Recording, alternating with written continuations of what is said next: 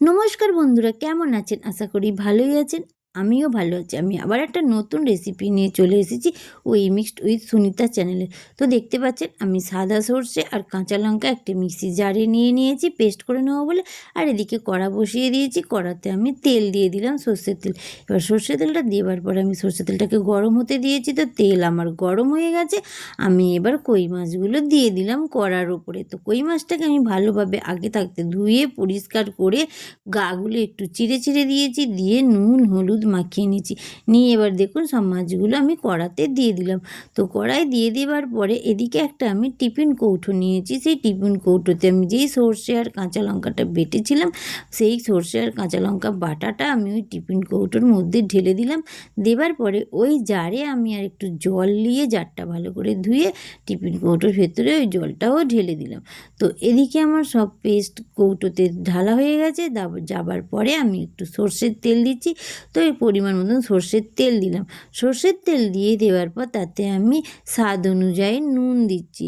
তো আপনারা বুঝে নুন দেবেন। তো আমার নুন দেওয়া হয়ে গেছে। আমি একটা চামচের সাহায্যে এবার মশলাটাকে আমি ভালোভাবে মিশিয়ে নিচ্ছি, তেল আর নুনটাকে। তারপর এই দেখুন এদিকে আমার কই মাছ ভাজা হয়ে গেছে। আমি এবার নামিয়ে নেবো। তো এপিঠ উপিঠ দুপিঠ ভালোভাবে ভাজা হয়ে গেছে। এই দেখুন কই মাছ আমি তুলে নিয়েছি। আর যাতে পেস্ট করে রেখেছিলাম সেই পেস্টের মধ্যে আমি ডাইরেক্ট কই মাছগুলো দিয়ে দিচ্ছি। তো এইভাবে আমি সব কই মাছগুলো দিয়ে দেবো। তো কই মাছ দিয়ে দেওয়ার পরে যেই কড়াটা মাছ ভেজেছিলাম সেই কড়াতেই খানিকটা তেল দিয়ে আমি পেঁয়াজ কুচিটাকে দিয়ে দিলাম। তো পেঁয়াজ কুচিটাকে আমি একটু ভেজে নেবো। তো ভালোভাবেই আমি পেঁয়াজ কুচিটাকে ভাজবো। ভাজা ভাজা হচ্ছে। তো যতক্ষণ ভাজা হচ্ছে আমি এদিকে আপনাদেরকে মাছটা দেখাই। তো মাছটা আমি টিফিন কৌটোতে দিয়ে দিয়েছি। তো আমার ছোট টিফিন কৌটো হয়ে গেছে, জায়গাটা বুঝতে পারিনি, তাই জন্য আমি মশলাটা সব চামচের সাহায্য করে ওই মাছের গায়ে গায়ে লাগিয়ে দিচ্ছি। তো সাবধানে যাতে মাছগুলো না ভেঙে যায়।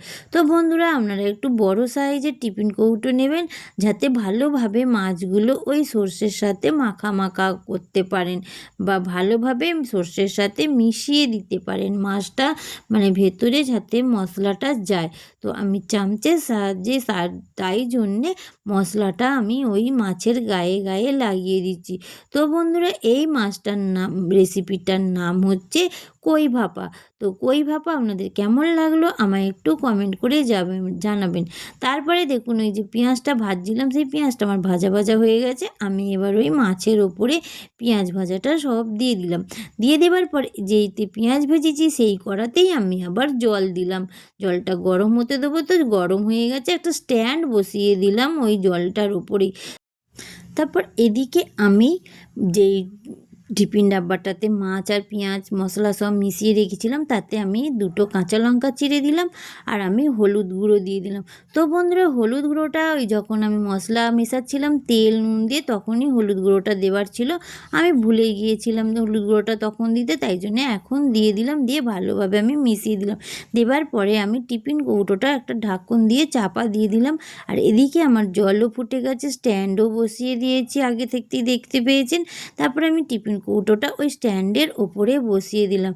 দেবার পরে আমি আবার একটা ঢাকন চাপা ঢাকা দিয়ে দিলাম যাতে ভাপে মাছটা হয়। তো এই রেসিপিটার নাম হচ্ছে তো কই ভাপা। তো ভাপেই করতে হবে। তো আমার ভাপে মাছটা রেডি হয়ে গেছে। আমি ঢাকনটা খুলে নিলাম 6 থেকে 7 মিনিট পর। তো আমার ঢাকনটা খুলে নেওয়ার ঠান্ডা হতে দিয়েছিলাম। ঠান্ডা হয়ে যাওয়ার পর টিফিন কৌটোটা আমি কড়া থেকে নামিয়ে নিয়েছি। নিয়ে আস্তে আস্তে আমি ঢাকনটা খুলে নিলাম। নিয়ে দেখুন আমার কই ভাপা রেডি হয়ে গেছে। কত সুন্দর দেখতে হয়েছে। আপনাদেরকে একটা চামচের সাহায্যে আমি নেড়ে দেখাচ্ছি। তো দেখুন চামচের সাহায্যে আপনাদেরকে নেড়ে দেখাচ্ছি কত সুন্দর সিদ্ধ হয়ে গেছে মাছটা ভাপেতে। আর এই দেখুন আমি একটা মাছ তুলে আপনাদেরকে দেখাচ্ছি। তো দেখুন এই দেখুন মাছ। তো আমার এই রেসিপিটা কেমন লাগলো আপনাদের কাছে আমাকে অবশ্যই কমেন্ট করে জানাবেন। আর যদি আমার এই রেসিপিটা ভালো লেগে থাকে তাহলে লাইক শেয়ার আর কমেন্ট সাবস্ক্রাইব করবেন বন্ধুরা। তাও আর কেমন লাগলো অবশ্যই কমেন্ট করবেন আর শেয়ার করে দেবেন বন্ধুরা। তো বন্ধুরা আর বলছি না কিছু, টাটা বাই বাই। কেমন হলো কমেন্ট করবেন।